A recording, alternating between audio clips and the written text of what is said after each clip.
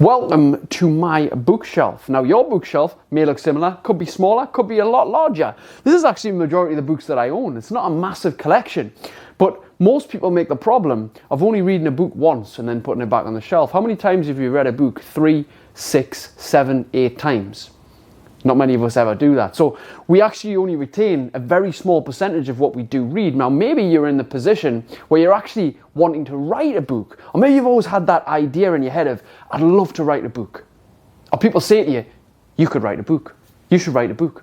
Loads of people I've come across who've said this, but how many books never go on a shelf that don't get written is unbelievable. They say that the wealthiest place in the world is the graveyard. All the books, ideas, businesses, everything that people wanted to take action on, but took to their grave. And that's a sad fact, right? So if you have a book in you, I'm going to give you 3 ways in how you can successfully start to write your first book. Now, inside here is my first book. My second book is on its way. By the time you watch this video, my second book, Supercharged, is probably going to be out. But this is the first book that I wrote called How to Stop Overthinking. It was an Amazon bestseller on Kindle when it came out. And I'm pleased to say that it's done very, very well with the reviews and the response and everything. Now, it's a first book. Is it perfect? Absolutely not. But I got it out there. So let me take you through the steps that I actually did to get it out there and how you can as well. The first thing when writing a new book or your first book is to get started. Now, that sounds so simple. You might think, well, of course, I just need to get started. But have you actually started writing it? Most people, that's the biggest hurdle. I'll eventually get round to it. I'll do it when I'm ready, when I've got time, when the kids are at flipping college or anything like that, right? There's always an excuse. There's always, I'll get started when. So, first things first, you must have a start date. For me personally, in my story, I started writing How to Stop Overthinking in 2016 at the start. And I went to a course with 2 people who absolutely had a massive influence and impact on my life, Brian Grasso and Carrie Campbell. And believe it or not, Brian Grasso is the gentleman who does the foreword in my first book. It was a result of that seminar that I went to with those 2 people that kind of pushed me. It wasn't a book seminar, it was just a mindset life seminar, and that was the thing that kind of pushed me into doing it. And on the train journey back, I started to write the book. But not only that, guess what I did at the same time? And here's what you need to do in terms of the first point in getting started. Set a date that you're going to start the book. So mine was on the train journey back home. It could be as simple as Monday morning, 9 o'clock for you. I don't know. Set a start date and book it and start on that date at that time. Now, getting with going started as well, what you also should be doing is booking a deadline on when it will be finished. So you need a month, you need a year, you need a time frame. Say the book will be out and finished by this date. My second book, I said, would absolutely 100% be finished in 2021, and it was. But moving into 2022, there was a few little snags with back and forward editing, but the actual book on my half was finished. I'd written the book, so I did what I said, because I said by the end of 2021, my second book will be written and ready to go, and it was. So you need a deadline. And along with that, the third sub-point on getting started is tell everyone about it. Tell all your social media friends, tell your family, tell everybody you're going to do it, because if you don't tell everybody, you'll hide it back and you'll make excuses. You'll procrastinate. Once you've told people, you'll be more tempted to follow up on your word and want to go for it. So tell everybody. Tell everybody, hey, I want to write a book. Hey, you know what? I'm going to write a book. This year, I'm going to write a book. In May, I'm starting to write a book. I'm going to be finished my book by September this year. I'm going to be finished my book. Tell everybody. Tell everybody. State it. So that's how you get started. Write drunk, edit sober. This is a beautiful concept that was explained to me several years ago by a different coach, and who was very much big on content. Now, if you've ever been writing blogs or social media content, or you've just had it within you to want to write, what you'll probably start to do is write with a pen or type out something, and you look at it and go, it doesn't sound right. I'm not going to do that. It doesn't matter. It needs to be perfect. Oh, my spelling's not good enough. Oh, I don't have enough of the right words. Oh, I can't think of what to write today. Right? So you'll not, unless you have everything lined up, you will not start writing. Now, write drunk, edit sober. What does that mean? You know when you're drunk? Obviously, don't write drunk. Don't intoxicate yourself then and think, oh, I'm going to write some very important material right now, because that's fucking stupid. However, write drunk means just write and not think about it. Just write it. Just let it flow, let the keyboard flow, and then edit sober, as in, get it written. Say I'm going to write a page a day. Say I'm going to write a paragraph a day. Say I'm going to write for an hour, half an hour, whatever it is. Just start writing. Writing the page, writing the paragraph, do it. Move away from it in an hour, another day, 2 days, come back to it, read back through it, then edit it.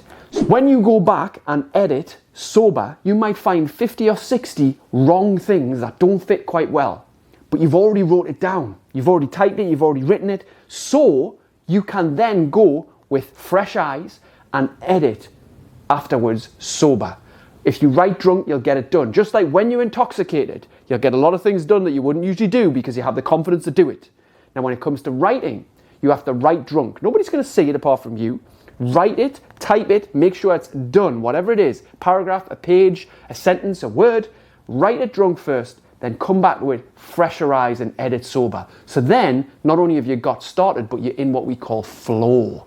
And it's easier to keep up than it is to catch up. Third point, get a coach. I go on about this for everything in life. If you are a professional writer that gets paid to write books, novels, etc., then even then actually, you will have a coach or specialist guiding you. If you're an amateur or a novice, which you probably are if you're watching this video and you've never written a book before, and you'd love to write one, you are not the expert. Somebody else is. So I say this with everything in life. If you want to sort your diet out, go to somebody who's a fitness or nutrition coach. If you want to sort your life out, go to a life coach. If you want to sort your business out, go to a business coach. If you want to sort your flexibility out, go to a yoga coach, right? If you want to sort your relationship out, go to a relationship coach. Buy a coach, invest in a coach. Time, energy, and probably money, yes, because you'll value it, in a coach that will help you. So I got a coach for my first book. What the coach did was very, very amazing. They gave me 2 things that I would really struggle to do on my own. And this is the third and possibly most important point. They will give you a plan. A good coach will give you a plan and structure. So it's like, this is how you should structure the book. This is what you should put where. This is when you should do it. This is how you should do it. And you write the book, given their structure and their commands. How amazing is that? Imagine having a plan to follow. But what that plan does as well is it gets you more focused. You have a plan made by somebody else that you're valuing because it's in line with what you say you want. That is powerful. Let me show you my plan from my book coach on my second book.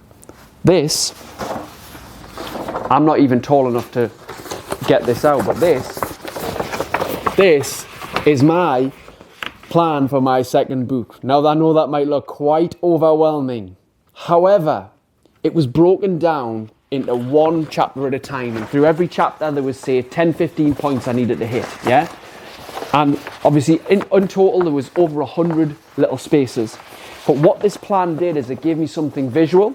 And I prefer things printed. I don't know about you, but I prefer marking things off. There's something lovely about the brain ticking or highlighting when things are done. You can do it online as well. You can get all kinds of software that'll do that for you. But me, I love working like that. So I had this plan, and I would go all the way down to the bottom until I was finished.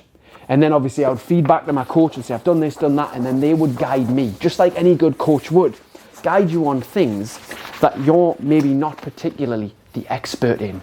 Now, what this also does is having a plan is it gives you that extra level of the secret ingredient to your success, accountability.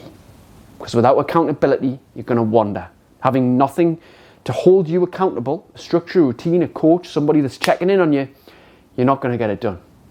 You're not going to get it done. With those things in place, you will successfully write, publish, possibly even print your first ever book. So the 3 steps are on the screen now. Follow them. Rewatch this video. If you want to write your first, potentially best-selling book, and maybe even in the future go on to a second, which is happening for me right now, then follow these 3 steps and I guarantee you'll get there. If this has been useful, hit the like, hit the share, hit the subscribe, leave a comment below, and I'll see you on the next one. How would your life look like with more motivation, energy, and self-control? My second book, Supercharged, is available now, the modern day guide to creating outstanding levels of energy, motivation, and self-control. Head to superchargedbook.com to get your copy right away.